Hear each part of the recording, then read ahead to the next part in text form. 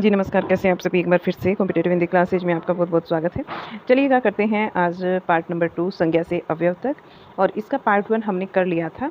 Part 1 में हमने वर्ण से वर्णमाला तक के सारे क्वेश्चन जितने भी बनते थे वो सब कर लिए थे यहाँ पर। अब हमारा पार्ट 2 स्टार्ट हो गया है, तो इसके सारे क्वेश्चंस को हम आज ही करेंगे इसी क्लास के अंतर्गत। फिर व्याकरण ऐसे ही धीरे धीरे हमारा कंप्लीट हो जाएगा। ये जो क्वेश्चंस हैं आपके सारे ही एग्ज़ाम में आए हुए क्वेश्चन हैं। आप हर एक क्वेश्चन को देख सकते हैं कि किस एग्ज़ाम में आया हुआ है।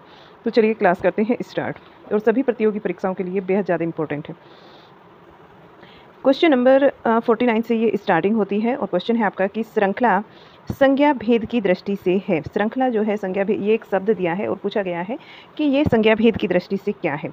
ये एक समूहवाचक संज्ञा है। समूहवाचक संज्ञा का क्या मतलब होता है? उस विकारी संज्ञा, समूह जो एक ग्रुप में बना होता है उसी को हम समूहवाचक संज्ञा कहते हैं। और संज्ञा शब्द जो है उस विकारी शब्द को कहते हैं जिससे किसी विशेष वस्तु, भाव, जीव के नाम का बोध हो। संज्ञा के कुल 5 भेद होते हैं: व्यक्तिवाचक संज्ञा, जातिवाचक, समूहवाचक, भाववाचक और द्रव्यवाचक। जिस संज्ञा से वस्तु या फिर व्यक्ति के समूह का बोध होता है उसे समूहवाचक संज्ञा कहते हैं। इसके कुछ उदाहरण हैं: सभा, दल, गिरोह, गुच्छा, कुंज, मंडल और घोंट। नेक्स्ट क्वेश्चन है, निम्नलिखित में से क्या अविकारी शब्द का एक भेद नहीं है? नहीं में आंसर बताना है। तो यहाँ पर क्रिया विशेषण, संबंध बोधक और समुच्चय बोधक, ये जो हैं अविकारी शब्द के भेद होते हैं, ठीक है। और लेकिन जो विशेषण है ये अविकारी शब्द का भेद नहीं होता। देखिए, ये एक विकारी शब्द है, विशेषण जो है एक विकारी शब्द है, और इसके अन्य भेद हैं संज्ञा, सर्वनाम, विशेषण, क्रिया। विकारी शब्द के भेद होते हैं ये चारों। कौन कौन से? संज्ञा, सर्वनाम, विशेषण और क्रिया, ये विकारी शब्द होते हैं। लेकिन अविकारी शब्द के अंतर्गत क्रिया विशेषण, समुच्चय बोधक, संबंध बोधक और विस्मय आदि बोधक शब्द आते हैं। 51 नंबर क्वेश्चन, संज्ञा पदबंध बतलाने वाला वाक्य कौन सा है? जो संज्ञा पदबंध को बता रहा है। रात को पहरा देने वाला, ये संज्ञा पदबंध को यहाँ पर बताता है। रात को पहरा देने वाला राइट आंसर हो जाएगा।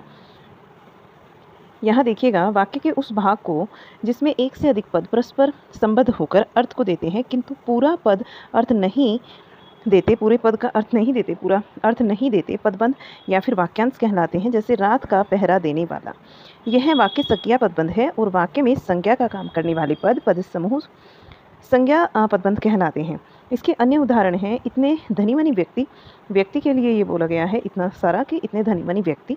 प्रधानमंत्री के लिए आया है भारत के प्रधानमंत्री। गोली से घायल बच्चे, मिट्टी का तेल आदि। विशेषण पदबंध क्या होता है इसको भी देख लीजिए। व्याख्या करने से ये होता है कि आप पूरे सिलेबस में घूम जाते हैं। व्याख्या, विशेषण पदबंध किसी संज्ञा की विशेषता बताने वाले पद समूह संज्ञा विशेषण पद समूह कहलाते हैं, विशेषण पदबंध कहलाते हैं। जैसे नाली में बहता हुआ पानी, चांद से भी प्यारा मुखड़ा, ये विशेषण पदबंध है। स्वरनाम पदबंध, स्वरनाम का कार्य करने वाले पद समूह, जैसे कि मुझ अभागे ने दैव का मारा वह, मुझ अभागे ने दैव का मारा वह, ये सारे क्या है? सर्वनाम पदबंध है। आगे चलते हैं, क्रिया पदबंध। क्रिया पदबंध को भी देख लीजिए कि क्रिया का काम करने वाले पदबंध क्रिया पदबंध कहलाते हैं। जैसे लौट कर कहने लगा, लौट कर कहने लगा, जाता जाता रहता था, इस तरीके से क्रिया पदबंध बनता है। नेक्स्ट क्वेश्चन, कहत नटत रिझत खिजत खिलत मिलत खिलत लजियात, भरे भोन में करत है नैनन ही सो बात। तो ये एलटी ग्रेड 2018 में आया था क्वेश्चन, और इसमें आपको प्रयुक्त दोहे में प्रयुक्त मुख्य क्रियापदों की संख्या बतानी है। देखिए, आप यहाँ से काउंट कर सकते हैं, 1 2 3 4 5 6 7 7 तो हो गई आपकी मुख्य क्रिया। और ये जो बात है ना, बात करना, ये आपकी एक गौण क्रिया हो जाती है 8, यानी कि आपका जो आंसर बनेगा यहाँ पर 8 बनेगा, ठीक है। ऑप्शन नंबर डी ठीक होगा। तो यहाँ देख लीजिए, कहत नटत रिझत खिजत मिलत खिलत लजियात, भरे भोन में करत है नैनन ही सो बात। इस दोहे में 7 क्रिया मुख्य क्रियापद हैं, जिसमें कहत का मतलब होता है कहना, नटत का मतलब नकारना, रिझत का मतलब होता है रीझना, खींचत खींचना, मिलत का मतलब मिलना, और खिलत का मतलब खिलना, लज्जात का मतलब लज्जाना, जबकि एक गौण क्रियापद है बात करना, ठीक है। नेक्स्ट क्वेश्चन, लड़की जाए, लड़की जाए, यह वाक्य किस काल में है? लड़की जाए, ये जो वाक्य है ये भविष्य काल का वाक्य है, और इसको हम क्या बोलेंगे कि ये संभव्य भविष्य है, संभव्य भविष्यत काल। संभव्य भविष्यत काल में जाए शब्द आपको दिखेगा, रमेश कल आगरा जाए, इस तरीके से दिखेंगे। अगर पूर्ण भूत की बात करते हैं तो वह आया था, पूर्ण भूत है। वर्तमान काल की बात करते हैं वह देखता है। सामान्य भूतकाल की बात करते हैं सीता गई, इस तरीके से। नेक्स्ट क्वेश्चन, मोहन ने पढ़ा है, वह वाक्य संदिग्ध भूतकाल में होता है। मोहन ने पढ़ा है, यह वाक्य संदिग्ध भूतकाल में होता है, किस तरीके से होगा ये बताना है। मोहन ने पढ़ा होगा, मोहन ने पढ़ा होगा, ये हो जाएगा हमारा संदिग्ध भूतकाल। मालूम नहीं है उसने पढ़ा है या नहीं, लेकिन एक आइडिया आप लगा सकते हैं कि उसने पढ़ा होगा। यूपी पीजीटी 2016 में ये क्वेश्चन आया है। नेक्स्ट क्वेश्चन है, जहाँ न पहुँचे रवि वहाँ पहुँचे कवि में कौन सा उपवाक्य है। यहाँ पर क्रिया विशेषण उपवाक्य है। नेक्स्ट क्वेश्चन, निम्नलिखित वाक्यों में क्रिया विशेषण युक्त वाक्य कौन सा है। लड़का रोते रोते घर पहुंचा, ये क्रिया विशेषण युक्त वाक्य है। ठीक है। नेक्स्ट क्वेश्चन, अगला जो क्वेश्चन है इसको देख लीजिए, देखिएगा, वह पढ़ता तो पास होता, वह पढ़ता तो पास होता, इस वाक्य में कौन सा काल है। निम्नलिखित विकल्पों में से सही विकल्प का चयन कीजिए। हेतु मध्भूत काल, यहाँ पर राइट आंसर होगा हेतु मध्भूत, वह पढ़ता तो पास होता। सामान्य भूत में है कि वह पास हो गया, ये सामान्य भूतकाल होता है। पूर्ण भूतकाल, वह पास हो चुका। अपूर्ण भूत, वह पढ़ रहा था, वह पढ़ रहा था, ये अपूर्ण भूत का उदाहरण है। नेक्स्ट क्वेश्चन 58 नंबर, निम्नलिखित में से किसे अविकारी शब्द माना जाता है। अविकारी जो शब्द होते हैं वो अव्यय होते हैं, अविकारी शब्द अव्यय होते हैं। और इसकी डेफिनेशन को भी देख सकते हैं कि अव्यय शब्द को अविकारी शब्द माना जाता है, जबकि संज्ञा सर्वनाम क्रिया ये विकारी शब्द हैं। ठीक है। संज्ञा उस विकारी शब्द को कहते हैं जिससे किसी विशेष वस्तु, भाव और जीव के नाम का बोध हो। सर्वनाम संज्ञा के स्थान पर प्रयुक्त होने वाले शब्द सर्वनाम कहलाते हैं। जिस शब्द से किसी काम का करना या फिर होना समझा जाए उसी को क्रिया कहते हैं। नेक्स्ट क्वेश्चन, अगला जो क्वेश्चन है, किसी अन्य, यहाँ देखिएगा, शब्द भेद का प्रयोग, किस अन्य शब्द भेद का प्रयोग संज्ञा के स्थान पर नहीं होता।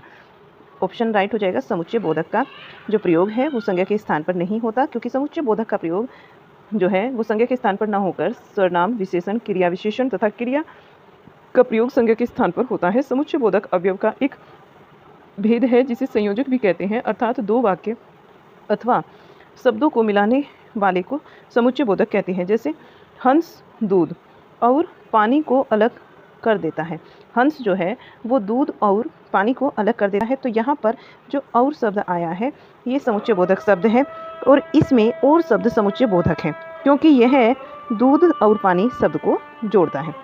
60 नंबर क्वेश्चन, निम्न में नाम धातु क्रिया कौन सी नहीं है। नाम धातु क्रिया अपनाना नहीं है, बतियाना, गरमाना, ढकियाना और समझाना ये नाम धातु क्रिया होती है। नेक्स्ट क्वेश्चन, यहाँ देखिएगा 61 नंबर क्वेश्चन, देखिए, पुरुषवाचक सर्वनाम मैं का संबंध रूप निम्नलिखित में से क्या होगा। तो ये हो जाएगा मेरा। ठीक है। उत्तम पुरुष में मैं, हम होते हैं। मध्यम पुरुष की बात करें तो तू, तुम, आप होता है। और अन्य पुरुष में वह, वे, यह और ये होते हैं। 62 नंबर क्वेश्चन, हिंदी संज्ञाओं के विषय में निम्नलिखित में से कौन सा कथन सही है।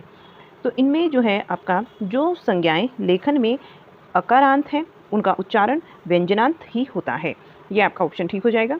नेक्स्ट क्वेश्चन 63 नंबर, निम्नलिखित में से कौन सा क्रिया विशेषण का भेद नहीं है। गुणवाचक जो है ये क्रिया विशेषण का भेद नहीं होता, रीतिवाचक, स्थानवाचक, कालवाचक ये होते हैं। ठीक है, क्रिया विशेषण के भेद, लेकिन गुणवाचक इसका भेद नहीं होता है। 64 नंबर क्वेश्चन, निम्न में से कौन सा शब्द संज्ञा है। हिमालय शब्द जो है ये संज्ञा है, व्यक्तिवाचक संज्ञा के अंतर्गत आता है हिमालय शब्द। और आगे चलते हैं 65 नंबर क्वेश्चन, निम्नलिखित में से कौन सी प्रेरणार्थक क्रिया है। प्रेरणार्थक का मतलब क्या होता है, जब हम कोई काम खुद से न करके किसी और से कराते हैं वहाँ प्रेरणार्थक क्रिया होती है।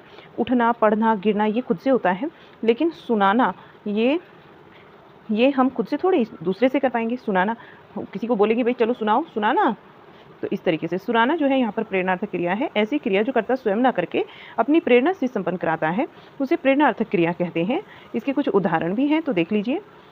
उठना, उठाना और उठवाना। उठवाना ये प्रेरणार्थक क्रिया होगी। चलना, चलाना और चलवाना। लिखना, लिखाना और लिखवाना। जगना, जगाना और जगवाना, तो ये जो है ये प्रेरणार्थक क्रिया के अंतर्गत आते हैं।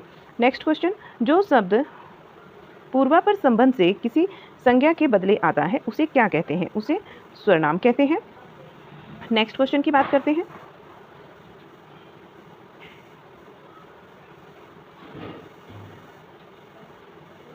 $67 नंबर क्वेश्चन, जो आगे क्वेश्चन है हमारा 67 नंबर क्वेश्चन, जिस संज्ञा शब्द से व्यक्ति या वस्तु के गुण या धर्म का बोध होता है उसे क्या कहते हैं? उसे भाववाचक संज्ञा कहते हैं। जातिवाचक संज्ञा की अगर बात करते हैं, जातिवाचक जो संज्ञा है वो जिन संज्ञाओं से एक ही प्रकार की वस्तु अथवा व्यक्तियों का बोध होता है उन्हें जातिवाचक बोलते हैं। व्यक्तिवाचक जिस शब्द से किसी एक वस्तु या एक व्यक्ति का बोध होता है उसे व्यक्तिवाचक संज्ञा बोलते हैं। और समूहवाचक की बात करें तो जिस संज्ञा से समूह, व्यक्ति या वस्तु के समूह का बोध होता है समूहवाचक संज्ञा कहलाता है। द्रव्यवाचक संज्ञा जिस संज्ञा शब्द से नापतोल की बात हो रही है वाली वस्तुओं का बोध होता है, जिनको आप नाप सकते हैं, तोल सकते हैं, तो वो सारी द्रव्यवाचक संज्ञा के अंतर्गत आती हैं। 68 नंबर क्वेश्चन, राम धीरे धीरे टहलता है। यहाँ पर वाक्य में क्रिया विशेषण शब्द पूछा गया है। क्रिया के साथ कौन सा विशेषण लगा है? धीरे धीरे। नेक्स्ट, एक और चीज़ को ध्यान रखिएगा कि जो क्रिया विशेषण है ये मूलतः 4 प्रकार के होते हैं। एक रीतिवाचक, कालवाचक, स्थानवाचक और एक है आपका परिणामवाचक। 69 नंबर क्वेश्चन, जिस शब्द से संज्ञा का गुण, दशा, स्वभाव आदि लक्षित हो उसको क्या कहते हैं? उसको गुणवाचक विशेषण कहते हैं। गुण, दशा, स्वभाव का जो बोध कराता है वो गुणवाचक विशेषण कहलाता है। और विशेषण मुख्यतः 4 प्रकार के होते हैं, ये भी ध्यान रखिएगा। गुणवाचक विशेषण, परिणामवाचक विशेषण, संख्यावाचक विशेषण और स्वर्णामिक विशेषण। 70 नंबर क्वेश्चन, निम्न में से कौन सा शब्द संज्ञा है? आपको बताना है कि ये जो 4 ऑप्शन दिए हैं इनमें से कौन सा शब्द संज्ञा है। तो यहाँ पर नदी जो है ये संज्ञा के अंतर्गत आता है। और संज्ञा में भी कौन सी? जातिवाचक संज्ञा, ठीक है, जिससे किसी जाति विशेष का बोध होता है उसी को हम जातिवाचक संज्ञा कहते हैं। कुछ एग्जाम्पल भी हैं इसके, जैसे कि मनुष्य, घर, पहाड़, गाय, आदमी, फल, मंत्री, कुर्सी, वर्षा इत्यादि जातिवाचक संज्ञा के उदाहरण हैं। उचित, अनुचित एवं वर्तमान ये विशेषण शब्द हैं। नेक्स्ट क्वेश्चन,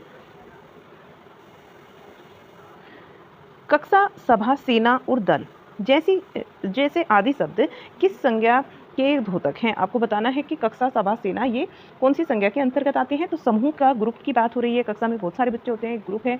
ऐसी सभा होती है, एक व्यक्ति से नहीं होती, तो काफ़ी सारे व्यक्ति उसमें इकट्ठा होते हैं, तब जाकर वो सभा होती है।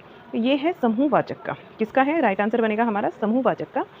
कक्षा, सभा, सेना, दल आदि समूहवाचक संज्ञा के द्योतक हैं। जिस संज्ञा से वस्तु या व्यक्ति के समूह का बोध होता है उसे समूहवाचक संज्ञा कहते हैं। गुच्छा, कुंज, मंडल, गिरोह भी इसके अंतर्गत आते हैं। बुढ़ापा शब्द में कौन सी संज्ञा है, या बुढ़ापा शब्द कौन सी संज्ञा का उदाहरण है? ये भाववाचक संज्ञा का उदाहरण है। बुढ़ापा शब्द भाववाचक संज्ञा का उदाहरण है जिस संज्ञा शब्द से व्यक्ति या फिर वस्तु के गुण, धर्म, दशा आदि व्यापार का बोध होता है उसे भाववाचक संज्ञा कहते हैं। जैसे लंबाई, नम्रता, मिठास, बुढ़ापा, समझ, चाल इत्यादि भाववाचक संज्ञाओं का निर्माण जातिवाचक संज्ञा, विशेषण, क्रिया, स्वरनाम आदि अव्यय में प्रत्यय लगाकर होता है। 73 नंबर क्वेश्चन को देखिए, कुछ, किसी, कोई, नहीं आदि शब्द किस प्रकार के स्वरनाम है? ये जो शब्द है अनिश्चयवाचक स्वरनाम है, ठीक है। और जैसे उसने कुछ नहीं खाया, इस तरीके से भी आप बोल सकते हैं। 74 नंबर क्वेश्चन, निम्नलिखित में से कौन सा शब्द स्वरनाम है? आप यहाँ पर स्वरनाम होगा। और जैसे कि अभी ऊपर भी बताया था, मैं, तुम, यह, वह, ये सब स्वरनाम होते हैं जो संज्ञा के स्थान पर प्रयोग किए जाते हैं। मोटा शब्द यहाँ पर गुणवाचक विशेषण होगा। यमुना, काशी ये जो है आपके व्यक्तिवाचक संज्ञा के अंतर्गत आते हैं। नेक्स्ट क्वेश्चन है, निम्न में से संयुक्त वाक्य का चयन कीजिए। देखिए, जब मैं आपको टीजीटी पेपर कराया DSSB वाला, तो वहाँ बहुत बार मैंने आपको ये इस तरीके से, मतलब एक तरीके से रटवा दिए थे कि आप एक छोटा सा हिंट समझें और आपको पता चल जाए कि संयुक्त वाक्य कौन सा है, मिश्रित वाक्य कौन सा है और सरल वाक्य कौन सा है। जहाँ पर एक योजक शब्द आता है जो 2 सरल वाक्यों या 2 मिश्र वाक्यों को जोड़ता है, ठीक है, वो आपका संयुक्त वाक्य का उदाहरण होगा। और यहाँ ऑप्शन नंबर 3 में और आया हुआ है, तो ये आपका मिश्र वाक्य का उदाहरण है। सेठ जानता है कि नौकर ईमानदार है। ऑप्शन 4 को देखिए, ये मिश्र वाक्य का उदाहरण है, ठीक है। तो इस तरीके से आप पहचान सकते हैं, ये भी मिश्र वाक्य का उदाहरण है। जो परिश्रम करता है वही आगे बढ़ता है। पहले वाक्य पर दूसरे वाक्य का निर्भर होना मिश्र वाक्य का उदाहरण होता है। जो मनुष्य विद्वान होता है उसका सभी सम्मान करते हैं, मिश्र वाक्य है। जो संयुक्त वाक्य का पूछा गया है आपसे, ऑप्शन नंबर 3 यहाँ पर ठीक हो जाएगा। आगे चलते हैं, इसका नेक्स्ट क्वेश्चन देखिएगा। विशेषण के कितने भेद होते हैं? विशेषण के 4 भेद होते हैं। अभी भी बताया था थोड़ी देर पहले कि पहली बात तो ये जान लीजिए कि विशेषण होता क्या है। जो संज्ञा और स्वरनाम की विशेषता बताए वही शब्द विशेषण कहलाते हैं। जिसकी विशेषता बताई जाए उसे विशेष्य कहते हैं। संज्ञा और सर्वनाम की विशेषता बताने वाले शब्द को तो बोलते हैं विशेषण, और जिसकी विशेषता बताई जाती है उसको बोलते हैं विशेष्य। विशेषण कुल 4 प्रकार के होते हैं: गुणवाचक विशेषण, संख्यावाचक विशेषण, परिणामवाचक विशेषण और स्वर्णामिक विशेषण। प्रयोग के अनुसार सर्वनाम के कितने भेद होते हैं? प्रयोग के अनुसार सर्वनाम के 6 भेद होते हैं। कौन कौन से होते हैं? पुरुषवाचक सर्वनाम, ये 3 भागों में बटा हुआ है: उत्तम पुरुष, मध्यम पुरुष और अन्य पुरुष। उत्तम पुरुष जो वक्ता होता है, बात को कहता है। मध्यम पुरुष जो श्रोता होता है, बात को सुनता है। अन्य पुरुष जिसके विषय में बात की जाती है। ठीक है, उत्तम पुरुष में मैं और हम आते हैं, मैं और हम। मध्यम पुरुष में तू और तुम आ जाएगा, तू, तुम और आप आएगा। और यहाँ पर यह, वह, ये और वे अन्य पुरुष में। नेक्स्ट है इसमें निजवाचक सर्वनाम, निश्चयवाचक सर्वनाम, अनिश्चयवाचक सर्वनाम, संबंधवाचक सर्वनाम और प्रसन्नवाचक सर्वनाम। नेक्स्ट क्वेश्चन, मुझे थोड़ी चाय दो, इस वाक्य में कौन सा विशेषण है? थोड़ी चाय, थोड़ी का मतलब क्या है? एक परिणाम, एक मात्रा आपको बता दी गई यहाँ पर, तो यहाँ पर परिणामवाचक विशेषण है। नेक्स्ट क्वेश्चन, मैं जानता हूँ कि वह कहाँ है, इस वाक्य में रेखांकित वाक्य किस प्रकार का उपवाक्य है? इस वाक्य में जो रेखांकित शब्द है वो किस प्रकार का उपवाक्य है? तो यहाँ पर रेखांकित वाक्य संज्ञा उपवाक्य है। नेक्स्ट, वो रेखांकित क्या था इसमें? वह कहाँ। ठीक है, ये यहाँ पर दिया नहीं है, वह कहाँ, ये जो शब्द था ये रेखांकित था। नेक्स्ट क्वेश्चन, उसका सब कुछ लुट गया, इस वाक्य में कौन सा सर्वनाम है? उसका सब कुछ लुट गया, लेकिन ये तो निश्चित नहीं हुआ क्या क्या लुट गया, तो यहाँ पर आपका अनिश्चयवाचक सर्वनाम हो जाएगा। आगे चलते हैं नेक्स्ट क्वेश्चन पर। उसका सब कुछ लुट गया वाक्य में अनिश्चयवाचक सर्वनाम का प्रयोग हुआ है। जिस सर्वनाम से किसी निश्चित वस्तु का बोध ना हो उसे अनिश्चयवाचक सर्वनाम कहते हैं। कुछ कोई आदि जो है अनिश्चयवाचक सर्वनाम है। 81 नंबर क्वेश्चन, निम्नलिखित में से कौन सा शब्द संज्ञा है? संज्ञा बताना है कौन सा शब्द है। तो यहाँ पर पहाड़ जो है ये संज्ञा हो जाएगा, और संज्ञा पहाड़ में कौन सी संज्ञा होगी? पहाड़ में जातिवाचक संज्ञा होगी। ठीक है, ऊंचा, नीचा, ये और गहरा, ये क्या है? विशेषण है, विशेषता बताने वाले शब्द हैं। नेक्स्ट क्वेश्चन, ओ मेरा सिर फटा जा रहा है वाक्य है, एक विस्मयवाचक वाक्य है। विस्मयवाचक वाक्य ऐसे वाक्य होते हैं जिसमें आश्चर्य, दुख, सुख का बोध होता है, उन्हें हम विस्मयवाचक वाक्य कहते हैं। ऐसे भाव को प्रकट करने वाले अव्यय के साथ सदैव समुच्चयवाचक चिन्ह, ये होता है विस्मय आदि सूचक चिन्ह जो होता है, ये वाला चिन्ह होता है जिसको आप इंग्लिश में एक्सक्लेमेटरी साइन बोलते हैं। ठीक है, का प्रयोग होता है। अर्थ के आधार पर वाक्य के कुल 8 भेद होते हैं, विस्मयवाचक उनमें से एक है। नेक्स्ट क्वेश्चन है, उसने कुछ नहीं खाया, वाक्य में रेखांकित पद है। कुछ जो है यहाँ पर रेखांकित है और कुछ जो है अनिश्चयवाचक सर्वनाम है, क्योंकि कोई भी चीज़ निश्चित नहीं है। कोई आया, कोई दूध में कुछ मिला है, इस तरीके के वाक्य जो हैं वे अनिश्चयवाचक के अंतर्गत आते हैं। संज्ञा पद का परिचय देते समय क्या बताना आवश्यक नहीं है? विशेष्य बताना आवश्यक नहीं है। जब संज्ञा का परिचय देते हैं तो विशेष्य को बताना आवश्यक नहीं होता। नेक्स्ट क्वेश्चन है, निम्नलिखित में से कौन सा शब्द अविकारी शब्द है? वाह, ये अविकारी शब्द है। बाकी शहर, साधु और सुख ये विकारी शब्द हैं। जिस शब्द में वचन, लिंग, कारक आदि के कारण कोई विकार उत्पन्न नहीं होता उसे हम अविकारी शब्द कहते हैं। ऐसे शब्द हर स्थिति में अपने मूल रूप में ही बने रहते हैं, क्योंकि अव्यय का रूपांतरण नहीं होता है। और अव्यय ऐसे शब्द इसीलिए ऐसे शब्द अविकारी शब्द होते हैं, इनका वे नहीं होता और वे अव्यय हैं। जैसे कि जब, तब, अभी, इधर, वहाँ, आहा, ठीक, इस तरह के शब्द जो हैं ये अविकारी शब्द होते हैं। नेक्स्ट क्वेश्चन नंबर 86, निम्नलिखित में भाववाचक संज्ञा है। भाववाचक संज्ञा बतानी है कौन सी है, और यहाँ पर बुद्धिमत्ता जो है ये भाववाचक संज्ञा है। बुद्धिमान विशेषण शब्द है, तो तात अधित प्रत्यय जोड़कर इसको बुद्धिमत्ता बनाया गया है, भाववाचक संज्ञा। नेक्स्ट क्वेश्चन, कौन सा शब्द विशेषण है? विशेषण बताना है। इनमें से कौन सा शब्द है? चचेरा, जो कि चाचा संज्ञा में एरा विशेषण जोड़ने से बना है, चचेरा।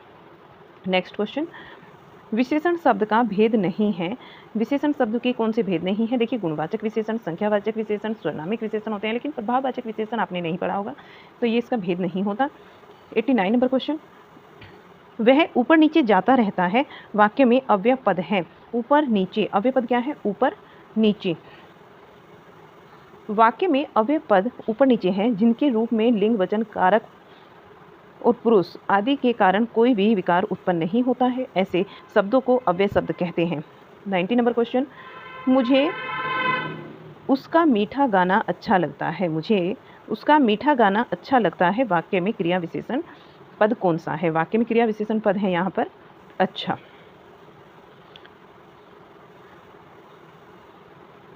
यह गुणवाचक विशेषण के अंतर्गत आता है। जिस शब्द से संज्ञा का गुण, दशा, स्वभाव आदि लक्षित होता है उसी को गुणवाचक विशेषण कहते हैं। और 91 नंबर क्वेश्चन है कि उनकी आर्थिक स्थिति बिगड़ गई, वाक्य में विशेषण पद है। आर्थिक स्थिति बिगड़ गई, इसमें विशेषण क्या है? आर्थिक। नेक्स्ट, उसने कविता पढ़ी होगी, वाक्य का काल है। पढ़ी होगी संदिग्ध भूतकाल है क्योंकि कंफर्म नहीं है पढ़ी है या नहीं। एक आप गैस कर सकते हो कि उसने पुस्तक पढ़ी होगी। देखिए, उसने कविता पढ़ी होगी, वह वाक्य संदिग्ध भूतकाल का है और इसमें संदेह बना रहता है कि भूतकाल में कार्य पूरा हुआ था या फिर नहीं हुआ था। आसन भूतकाल क्रिया की समाप्ति या फिर निकट भूत या तत्काल ही सूचित होती है, तत्कालता ही उसमें सूचित होती है। पूर्ण भूत काल क्रिया के उस रूप को पूर्ण भूत काल कहते हैं जिसे कि क्रिया की समाप्ति के समय का स्पष्ट बोध होता है। क्रिया को समाप्त हुए काफ़ी समय बीता है, जैसे उसने मुरारी को मारा था, वह आया था। सामान्य भूत, जिसे भूतकाल की क्रिया की विशेष समय का ज्ञान हो, और जैसे मोहन आया सीता गई, ये होते हैं सामान्य भूत के उदाहरण। नेक्स्ट क्वेश्चन है, संबंधवाचक स्वरनाम वाला वाक्य कौन सा है? संबंधवाचक स्वरनाम वाला वाक्य यहाँ पर है, वह कौन है जो रो पड़ा। वह कौन है जो पड़ा रो रहा है, जो पड़ा रो रहा है। तो ये संबंधवाचक स्वरनाम वाला वाक्य है। देखिए, यह वाक्य संबंधवाचक स्वरनाम का है। जिस स्वरनाम से वाक्य में किसी दूसरे स्वरनाम से संबंध स्थापित किया जाए उसे संबंधवाचक स्वरनाम कहते हैं। जो और सो से ये वाक्य जुड़े होते हैं। निम्नलिखित में से विशेषण शब्द को छांटिए। गंभीर आपका राइट आंसर हो जाएगा। यहाँ पर गंभीर जो है वो विशेषण शब्द है। जो संज्ञा या स्वरनाम की विशेषता बताए उसी को विशेषण कहते हैं। जिसकी विशेषता बताई जाती है उसे विशेष्य कहते हैं। वह इधर उधर घूमती रहती है, वाक्य में अव्यय पद कौन सा है? इधर उधर। ठीक है, इधर उधर जो शब्द है ये अव्यय पद है। इसे आप किसी के भी साथ में जोड़ लीजिए, लिंग वचन कर और कारक के साथ में जोड़ने से इसमें कोई भी विकार उत्पन्न नहीं होता, या जू के तू बने रहते हैं और ऐसे शब्दों को अव्यय कहते हैं। उपयुक्त वाक्य में दिशा वाचक अव्यय है ये, इनको दिशावाचक अव्यय बोलते हैं। इधर उधर क्योंकि इससे दिशा का बोध होता है, जैसे इधर उधर, जिधर, दूर, परे, अलग, दाहिने बाहिने, आर पार, इस तरह शब्द दिशा सूचक वाक्य के अंतर्गत आते हैं। विशेषण पद का परिचय देते समय क्या बताना आवश्यक नहीं होता? क्रिया को बताना आवश्यक नहीं होता। विशेषण का जब परिचय देते हैं उसमें क्रिया बताना आवश्यक नहीं होता, वचन, विशेष्य और लिंग आवश्यक होते हैं। सुश्री हिमा दास दौड़ में प्रथम स्थान पर आई, वाक्य में भाववाचक संज्ञा क्या है? भाववाचक संज्ञा यहाँ पर दौड़ होगा क्योंकि हिमा दास प्रथम और सुश्री ये भाववाचक संज्ञा के अंतर्गत नहीं आते। नेक्स्ट देखिएगा, भाववाचक संज्ञाओं का निर्माण जातिवाचक संज्ञा, विशेषण, क्रिया, सर्वनाम और अव्यय में प्रत्यय लगाकर होता है। यहाँ पर क्रिया से भाववाचक संज्ञा का निर्माण हुआ है क्योंकि दौड़ना क्रिया से दौड़ भाववाचक संज्ञा बना है।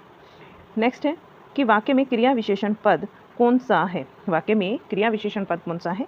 परीक्षा नज़दीक है, कुछ पढ़ भी लो। परीक्षा नज़दीक है भाई, कुछ पढ़ भी लो। तो कुछ निश्चित नहीं किया इन्होंने। यहाँ पर कुछ क्या हो जाएगा आपका? ये क्रिया विशेषण हो जाएगा। नेक्स्ट, निम्नलिखित में से विशेषण शब्द को चुनिए। विशेषण चुनना है और पाक्षिक जो है आपका यहाँ पर ये विशेषण शब्द हो जाएगा। पाक्षिक, यह पक्ष संज्ञा में विशेष तथा इक प्रत्यय को लगाकर पाक्षिक बना है, पाक्षिक विशेषण शब्द बना है। नेक्स्ट 100 नंबर क्वेश्चन, इनमें से कौन सी प्रेरणार्थक क्रिया नहीं है? सीखना प्रेरणार्थक क्रिया नहीं है क्योंकि मैंने अभी बताया था जो काम हम स्वयं न करके अपनी प्रेरणा से दूसरों से कराते हैं वही प्रेरणार्थक क्रिया होती है। सीखना खुद सीखा जाएगा, जगाना ये दूसरों के द्वारा होगा, लिटाना ये भी दूसरे द्वारा होगा और बुलाना भी दूसरे व्यक्ति के द्वारा कार्य होगा। तो सीखना प्रेरणार्थक क्रिया नहीं है। जिन क्रियाओं से किसी बात का बोध हो कि कर्ता स्वयं कार्य न करके किसी दूसरे से कराने के लिए प्रेरित करता है वही प्रेरणार्थक क्रिया कहलाती है। लिटाना, जगाना, बुलाना, दिलाना, खिलाना, पिलाना ये होती है प्रेरणार्थक क्रिया। दासत्व किस प्रकार की संज्ञा है? दासत्व बताना है आपको किस प्रकार की संज्ञा है और ये भाववाचक संज्ञा है दासत्व। दासत्व का निर्माण जातिवाचक संज्ञा विशेषण और क्रिया सर्वनाम तथा अवयव में प्रत्यय लगाकर होता है। भाववाचक संज्ञा का जो निर्माण है, ये तो आपको पता चल गया कि जो दासत्व है वो भाववाचक संज्ञा है, और भाववाचक संज्ञा में का जो निर्माण होता है वो जातिवाचक संज्ञा से, विशेषण से, क्रिया से, सर्वनाम से और अवयव में प्रत्यय लगाकर होता है। यहाँ दासत्व में दास शब्द, दास एक जातिवाचक संज्ञा है। दासत्व में दास क्या है? एक जातिवाचक संज्ञा है जिसमें तब प्रत्यय लगाकर दासत्व बना है। और भाववाचक संज्ञा ये बन चुकी है। भाववाचक व द्रव्यवाचक संज्ञा का प्राय बहुवचन नहीं होता। सब पेड़ में सब किस प्रकार का विशेषण है? सब एक अनिश्चित विशेषण है, क्योंकि सब में ये मालूम नहीं है उनकी संख्या क्या है, तो अनिश्चित संख्यावाचक विशेषण है। पहले से बहुत धीरे बोलने वाला, पहले से बहुत धीरे बोलने वाले में कौन सा पदबंध है? तो इसमें क्रिया विशेषण पदबंध है। राइट आंसर जो है वो क्रिया विशेषण पदबंध हो जाएगा। आगे चलते हैं अगले क्वेश्चन पर। पहले से बहुत धीरे बोलने वाला में क्रिया विशेषण पदबंध है, और क्रिया की विशेषता बताने वाले पदबंध को क्रिया विशेषण पदबंध कहते हैं। ये हमेशा क्रिया के पहले प्रयुक्त होते हैं। 104 क्वेश्चन है कि विधेय के अंतर्गत आता है। विधेय के अंतर्गत क्या आता है? कर्म व क्रिया ये दोनों आते हैं विधेय के अंतर्गत, क्योंकि जो वाक्य होता है वो दो पार्ट्स में डिवाइड होता है। एक तो होता है उद्देश्य और दूसरा विधेय। उद्देश्य में कर्ता आएगा और विधेय के अंतर्गत कर्म और क्रिया। देखिए, विधेय के अंतर्गत कर्म व क्रिया आता है। वाक्य उद्देश्य और विधेय दो भाग में बटा हुआ होता है, या इसके दो भेद होते हैं। वाक्य में जिसके विषय में कहा जाए वो उद्देश्य होता है, जिसमें कर्ता का विस्तार होता है, और वाक्य में उद्देश्य के बारे में जो कुछ कहा जाता है उसे विधेय कहते हैं। निम्न में से कौन सा अव्यय का भेद नहीं है? अव्यय का भेद कौन सा इनमें से नहीं है, ये बताना है। परिणाम बोधक यहाँ राइट आंसर बनेगा। परिणाम बोधक अव्यय का भेद नहीं होता। क्रिया विशेषण, संबंध बोधक और विषमय बोधक ये अव्यय के भेद होते हैं। ऐसे शब्द जिसके रूप में लिंग, वचन और कारक, काल इत्यादि के प्रभाव वश कोई भी विकार उत्पन्न ना हो, वे अव्यय या अविकारी शब्द कहलाते हैं, जिनके मूलतः चार भेद होते हैं: क्रिया विशेषण, संबंध बोधक, समुच्चय बोधक और विषमय बोधक। नेक्स्ट है क्वेश्चन, एलटी ग्रेड में पूछा हुआ है कि कतिपय हिंदी व्याकरणियों के द्वारा संज्ञा प्रतिनिधित्व शब्द का प्रयोग किसके लिए किया गया है? ये संज्ञा के भेद के लिए किया गया है। और संज्ञा के कितने भेद होते हैं? 5 भेद होते हैं, जिसमें व्यक्तिवाचक संज्ञा, भाववाचक संज्ञा, जातिवाचक संज्ञा, भाववाचक संज्ञा, समूहवाचक संज्ञा और द्रव्यवाचक संज्ञा आती है। निम्न में से कौन सा शब्द विशेषण है? विशेषण यहाँ पर सोतेला शब्द है। सोतेला शब्द विशेषण है। सोतेला भाई, जबकि मेज, पोष, मिठास और सरलता ये तीनों संज्ञाएं हैं। नेक्स्ट क्वेश्चन, निम्नलिखित में से शब्द स्वरनाम नहीं है। कौन सा शब्द स्वरनाम नहीं है? कोई, कोई और कौन और उसने ये विशेषण है, लेकिन ये स्वरनाम है। स्वरनाम है, लेकिन 10 गुना जो है ये स्वरनाम नहीं है। 10 गुना एक संख्यावाचक विशेषण है। 10 गुना क्या है? एक संख्यावाचक विशेषण है। नेक्स्ट क्वेश्चन है, हिंदी में काल निर्धारण में किसका महत्वपूर्ण योगदान होता है? काल के निर्धारण में किसका महत्वपूर्ण योगदान होता है? तो वो क्रिया का होता है। काल निर्धारण करने में सबसे महत्वपूर्ण योगदान क्रिया का होता है। नेक्स्ट है क्वेश्चन, क्रिया के दो भेद होते हैं, सकर्मक क्रिया और अकर्मक क्रिया। निम्न में से भाववाचक संज्ञा है। भाववाचक संज्ञा यहाँ पर गरीब हो जाएगी। भाववाचक संज्ञा जो है वो गरीबी हो जाएगी। गरीब संज्ञा से बना है गरीबी। और विशेषण की 3 अवस्थाएं होती हैं: मूलावस्था, उत्तरावस्था तथा उत्तम अवस्था। नेक्स्ट, मजदूर मालिक के यहाँ रहता है। मजदूर मालिक के यहाँ रहता है उपयुक्त वाक्य में रेखांकित पद है, संबंध सूचक अव्यय है। नेक्स्ट क्वेश्चन कि निम्नलिखित वाक्यों में रेखांकित पद का नाम चिन्हित कीजिए। सुनिए, आपने खाना खा लिया हो तो सो जाइए ना। यहाँ पर रेखांकित शब्द क्या है? खाना खा लिया हो तो, और ये क्रिया विशेषण पदबंध है, क्योंकि ये सोना क्रिया से पहले लगा हुआ है। नेक्स्ट, संज्ञा अथवा सर्वनाम के जिस रूप से उसका संबंध वाक्य के किसी दूसरे शब्द के साथ प्रकाशित होता है उसे क्या कहते हैं? उसको कारक कहते हैं। नेक्स्ट क्वेश्चन है, यह कौन सा सर्वनाम है? नीचे दिए गए विकल्पों में से सही विकल्प का चयन कीजिए।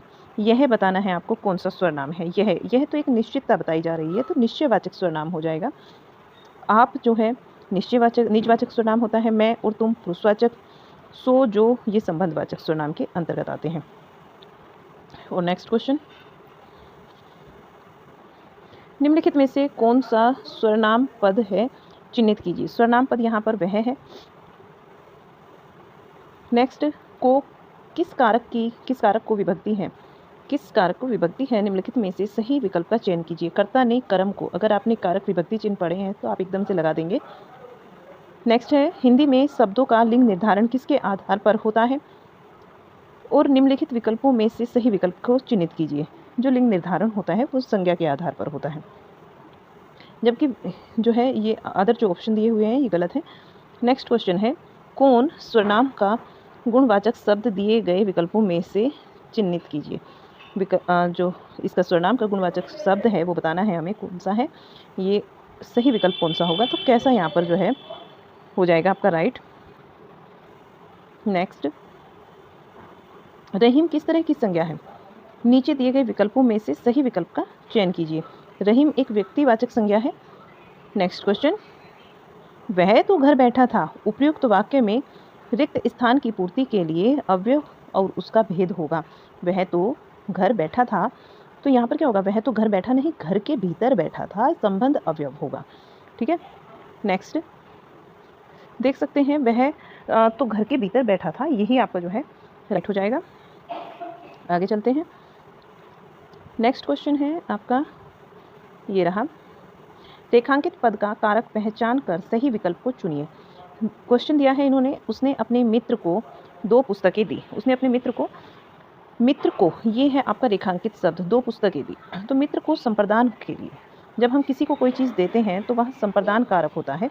ठीक है, जहाँ पर किसी को कुछ दिया जाता है वहाँ को विभक्ति संप्रदान को के लिए, ये इसका प्रसंग चिन्ह होता है, अतः इस वाक्य में संप्रदान कारक है।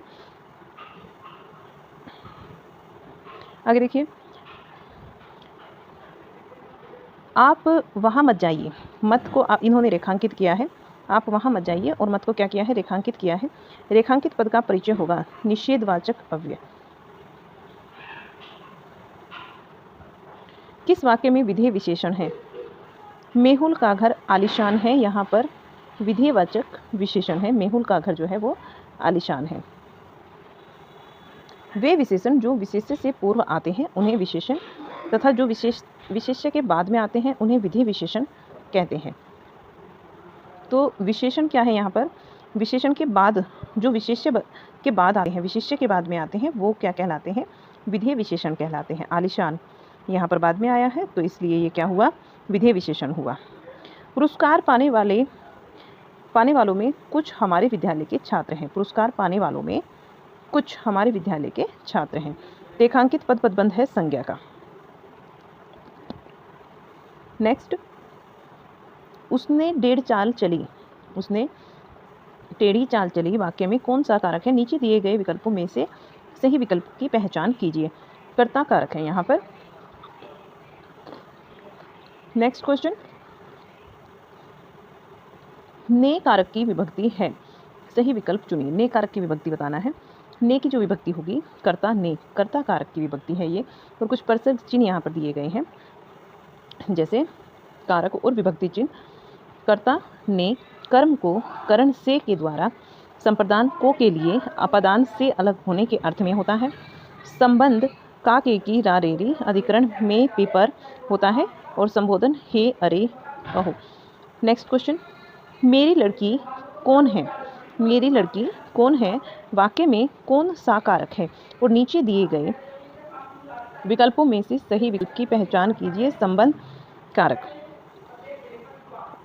ठीक है, ये संबंध कारक का है। और अभी जो हम नेक्स्ट करने वाले हैं, अगला जो पॉइंट होगा व्याकरण में हमारा, वो हो जाएगा कारक। तो आपको यहाँ तक क्लास कैसा लगा ज़रूर बताइएगा, और क्लास को ज़्यादा से ज़्यादा लाइक और शेयर कीजिएगा, चैनल को सब्सक्राइब कीजिएगा। मिलते हैं आपसे एक और नई क्लास में, तब तक के लिए बाय बाय।